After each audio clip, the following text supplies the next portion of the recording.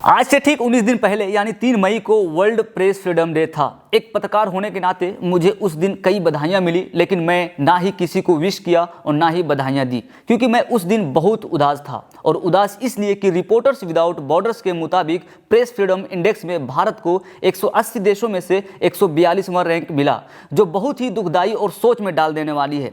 Reporters without borders की इस report ने भारत के दुनिया के सबसे बड़े लोकतांत्रिक मुल्क होने की उपाधि पर प्रश्नवाचक चिन्ह लगा दी है। इस रिपोर्टर में भारत अपने तमाम पड़ोसी मुल्कों से पीछे तो है ही, लेकिन पाकिस्तान से भी को एक खबर आई कि 3 भारतीय फोटो जर्नलिस्ट को पुलिट्जर अवार्ड 2020 से नवाजा गया है। इस खबर ने हमारी उदासियों को कुछ पल के लिए अपने आगोश में समेट लिया। पुलिट्जर अवार्ड 2020 पाने वाले पत्रकार में से मुख्तार खान, दार यासीन और चन्नी आनंद जैसे पत्रकार हैं।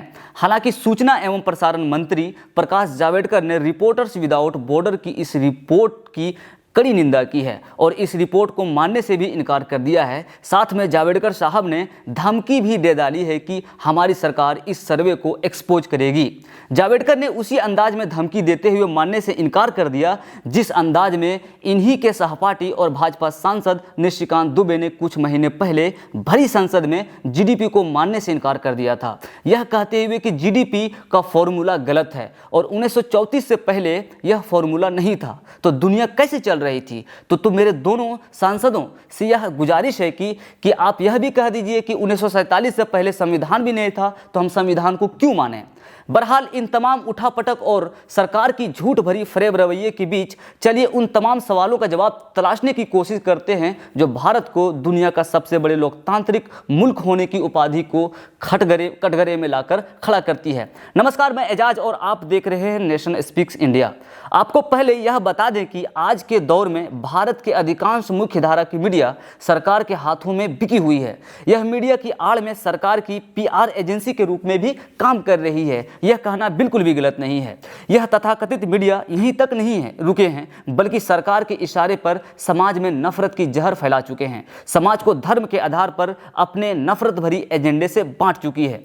इस तथाकथित मुख्यधारा की मीडिया की आइडेंटिटी क्राइसिस के दौर में भी सोशल मीडिया और स्वतंत्र पत्रकार भारत में अपनी एक विश्वसनीय पहचान बना रही है और लोगों का यकीन इन्हीं पर अब ज़्यादा बढ़ रहा है धीरे धीरे, क्योंकि लोगों का विश्वास मुख्य धारा की मीडिया से उठते जा रही है। लोग इनकी नफरत भरी एजेंडे को समझने लगे हैं। ये स्वतंत्र पत्रकार और सोशल मीडिया न्यूज़ चैनल बहुत अच्छी कार्य तो कर ही रहे हैं और सरकार को समय समय पर आईना दिखा रही है। ऐसे माहौल में भी जहां सरकार ने हिटलर और नाजी नुमा सच बोलने और दिखाने वाले पत्रकारों के प्रति माहौल बना रखा हो, तो अब आइए कुछ घटनाओं के उदाहरण के तौर पर लेकर समझते हैं। वैसे तो घटनाएं अनगिनत है, बहुत सारे हैं जब से भाजपा की सरकार केंद्र में आई है, लेकिन हम कुछ घटनाओं का जिक्र करेंगे जो पिछले कुछ दिनों में घटी है। आइए पहले शुरू करते हैं योगी आदित्यनाथ के तथाकथित राम राज्य वाले राज्य उत्तर प्रदेश से। इंडिया टुडे के रिपोर्ट के एक मुताबिक सितंबर 2019 में एक स्थानीय पत्रकार को योगी सरकार ने उस पर इसलिए एफआईआर दर्ज करा दी थी और शारीरिक प्रताड़ना दी थी क्योंकि उस पत्रकार ने मिर्जापुर के एक सरकारी स्कूल में छात्रों को नमक रोटी खिलाए जाने को लेकर रिपोर्टिंग की थी और लोगों को दिखाने की कोशिश की थी, जिसको लेकर योगी सरकार की भारी किरकिरी भी हुई थी।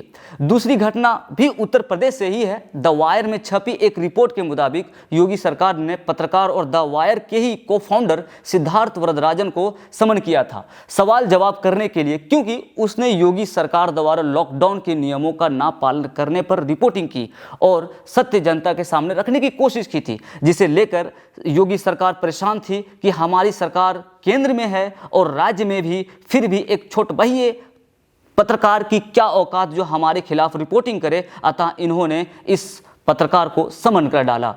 तीसरी घटना भी उत्तर प्रदेश के लखनऊ से है। निज लॉन्ड्री में छपी एक रिपोर्ट के मुताबिक 17 अप्रैल को पत्रकार मनीष पांडे पीपीई यानी पर्सनल प्रोटेक्टिव इक्विपमेंट की गुणवत्ता को लेकर सवाल उठाया था और सूबे की योगी सरकार से जवाब मांगा था, लेकिन उसे जवाब के तौर पर पुलिसिया कार्रवाई और प्रताड़ना मिली। उसके ऊपर एफआईआर भी दर्ज किए गए।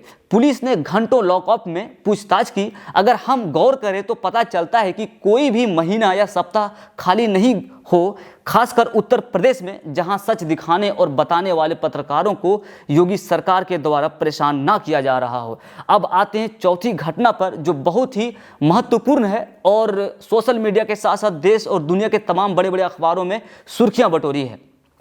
और वो खबर है जम्मू कश्मीर से। द वायर में छपी एक रिपोर्ट के मुताबिक 20 अप्रैल 2020 को जम्मू कश्मीर पुलिस ने कश्मीरी फोटो जर्नलिस्ट मसरत जहरा के खिलाफ ड्रैकोनियन कानून UAPA के तहत एफआईआर किया। एफआईआर का आधार सितंबर 2018 में जहरा के सोशल मीडिया के एक पोस्ट के आधार पर किया गया है, जिसमें बुरहान वानी और उनके कुछ अरबिक वर्ड में लिखे गए पोस्ट को लेकर है। हालांकि यही image western visual media company और गेटी इमेज जैसी बड़े बड़े वेबसाइट पर भी अभी भी उपलब्ध है। तो ऐसी परिस्थिति में सबसे अहम और बड़ा सवाल यह है कि इन वेबसाइट पर कार्रवाई सरकार क्यों नहीं कर रही है।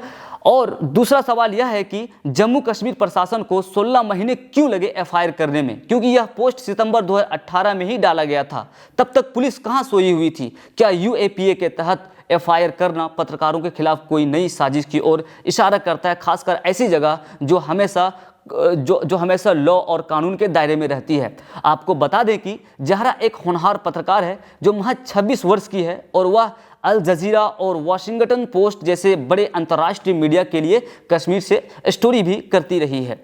मसरत जहरा के अलावा पत्रकार पिरजादा आशिक को भी पुलिस ने समन किया था। उनके 19 अप्रैल के रिपोर्ट पर, जिसमें उन्होंने दिखाया था कि मारे गए आतंकवादी के परिवार वालों को उसको शव देने से जम्मू कश्मीर पुलिस ने मना कर दिया था। उसके बाद मसरत जहरा के एक दिन बाद ही यानी 21 अप्रैल को पत्रकार और लेखक गौहर गिलानी को भी जम्मू कश्मीर पुलिस ने एफआईआर दर्ज किया था। तो अब उम्मीद है कि इन तमाम घटनाओं को पढ़ने के बाद आप समझ ही सकते हैं कि भारत में सच्चे बोलने वाले और सच्चे दिखाने वाले पत्रकारों की क्या हालत है।